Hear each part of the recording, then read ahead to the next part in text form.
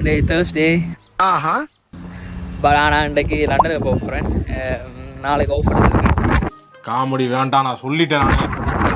Okay நான் சொல்கிறேன்.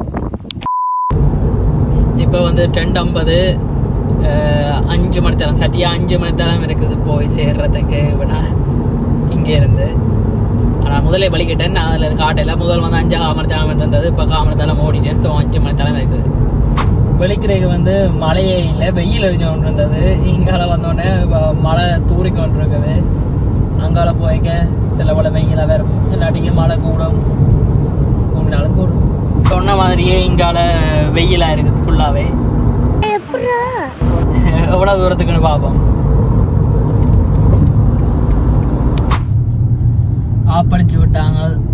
டிராஃபிக்கு மேப்பில் காட்டையிலான சரியான டிராஃபிக் ஆயிடுது. வா, இன்னைக்கு கூட போறவங்க டுள்ள தாங்க முடியலையே. எங்கடா போறாங்க இவங்கலாம்? டேய், எங்கடா போறாங்க? எங்கடா போறீங்க எல்லாரும்? ஸோ எப்பயுமே தூரமாக ட்ரைவ் பண்ணி போய்க்க வந்து ஒன்று ஃப்ரெண்ட்ஸ்கிட்ட கேட்பேன், வீட்டை கதைப்பேன், பேருந்து பாட்டு கேட்டு கொண்டு போவேன். ஸோ ஃப்ரெண்ட்ஸோட எம்கிட்டையும் காய்ச்சி முடிச்சுட்டேன்டா ஃபுல்லாகவே பாட்டு தாங்க கேட்டுக்கிட்டே போவேன்.